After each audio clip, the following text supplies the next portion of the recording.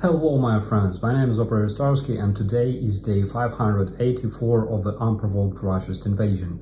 This morning we learned that 470 Russian invaders became good in Ukraine, amazing number, 38 Russian artillery systems and 2 MLRS were obliterated by the Ukrainian defenders. There was a bunch of Russian drone and missile strikes again during these several nights that I've been en route and couldn't make much updates. The Russian terrorists traditionally concentrated their attacks on Odessa and Vinnytsia. Also, Romania confirmed that the terror Russian strike drones were spotted heading towards the Romanian municipalities of Tulcea and Galați. The citizens of those municipalities were informed about the danger, and the Romanian armed forces will deploy air defense to protect their population from the upcoming Russian attacks, because the Russian terrorists really don't care. As a proof, the terror Russian air defense shot down their own Su-35 near Tokmak. Here you can see the remains of what used to be the Russian aircraft. Medvedev, former ex-president of the terror Russian Federation, chief of the Russian Defense Council and widely known alcoholic, admitted that the Russian troops will keep annexing the Ukrainian territories that they like. As easy as that. I think debunking all the bullshit about the reasons of this invasion produced by the Russian propagandists, like fighting Nazis, Satanists, NATO expansion, liberating imaginary Russian people of Ukraine, it already makes no sense, because the Russians openly admit the real reason, which is annexing foreign territories. Same Medvedev, by the way, threatened France and other European countries numerous times in the past. Pavel Gubarev, installed by the Russian supremacists as a leader of the imaginary people of Donbass, basically confirmed the real reason for the Russian invasion in Ukraine. У нас нет ненависти там к украинцам, у нас нету такого явления, да. Придется перевоспитывать кого-то там через лагеря протаскивать там. Но для этого нужно победить для начала. Победить любой ценой, это уничтожить столько людей, сколько нужно. He also admitted that before this invasion, he and his terrorist group were trained by the Russian far-right extremists of the Russian National Unity Nazi organization. Pavel Gubarev was a member of for quite a while. Там же я познакомился с ветеранами Чеченской войны.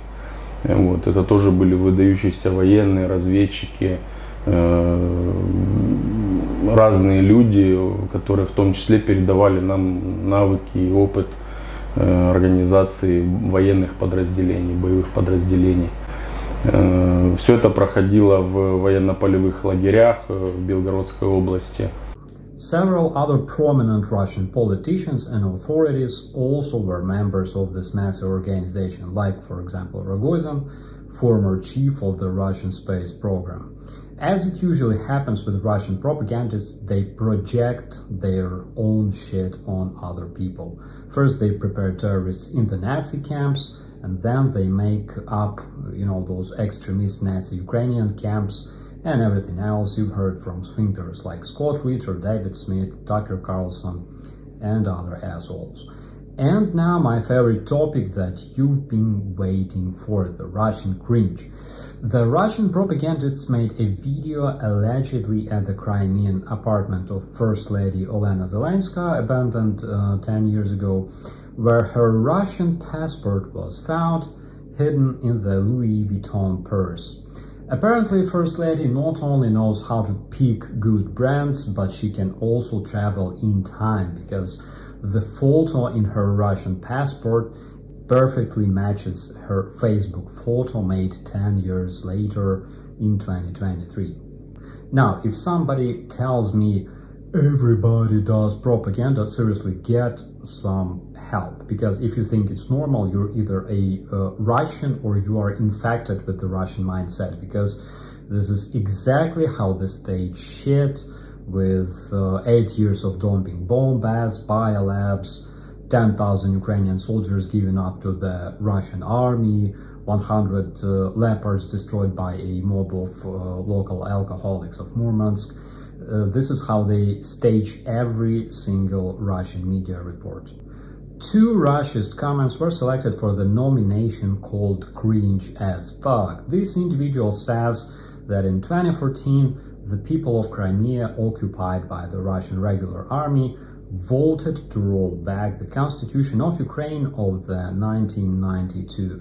When I read such experts who know nothing about Ukraine except for what they've learned from pedophiles like Ritter, I literally want to cry, because there was no constitution of 1992. You can ask any Ukrainian and they will tell you that only the constitution of 1996 was adopted in our country. There's no constitution of 1992, and just like this dude's IQ, the constitution of 1992 simply doesn't exist. Also, yet in 2014, Putin admitted there was absolutely no referenda in Crimea. It was a military operation, and the Russian military who conducted this operation, they received such medals. And this is the date of beginning of this operation, 20th of February 2014. And of course, what kind of democratic referenda we're talking about here if all the establishments in Crimea were occupied by the regular Russian troops? Just let's call it the way it is, annexation. Plus, there is no democracy in Russia and in Russians and in Russian army and in Russian constitution whatsoever. And another comment takes only second place because it's too fucking stupid to be first. So this Russia's bot, who claims to be sitting all the way over there in South Africa, calls to give up Ukraine if we want to save at least some part of our country. You know, I love it when they do it, because this dude literally wants you to believe that Ukraine is losing the war. So let's check out the facts. In May 2022, Russia occupied and controlled approximately 80,000 square kilometers. In total, it makes almost 125,000 square kilometers of the occupied territories, including Crimea and Donbass. But those were occupied way before the full-scale invasion. As of September 2023, Russian troops lost more than 40,000 square kilometers, which is half, roughly speaking, of the occupied territories, to the advancing Ukrainian army, including the only major city the Russians had under control. We're talking about Kherson. And almighty Russian army wasn't able to capture and control even a single major city, giving up even Kherson to the Ukrainian troops. Also, Russian army lost whole north of Ukraine. They've lost the Battle of Kiev, Chernihiv, Sumy, Kharkiv, above mentioned Kherson, and they keep losing. On this video, Russian terrorists are nagging that they have to attack Ukrainian positions held by 100 angry Ukrainian soldiers and 2 Leopard tanks, and the only weapons the Russian terrorists have in their possession is a bunch of rusty rifles made in USSR. And they specifically say that if you see this video, it means we don't exist anymore. I don't really understand what makes people from distant countries think that Russia is winning the war, but most obviously a sofa somewhere in South Africa is a much better observation point than here on the ground in Ukraine.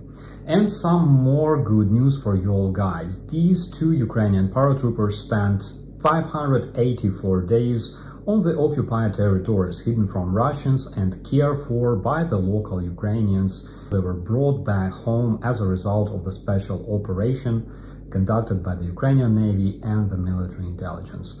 Welcome home, boys. Unlike terror Russia, your mother Ukraine will never leave her man behind. With that, I wish you a great day. My name is Operator Starsky. As always, be safe.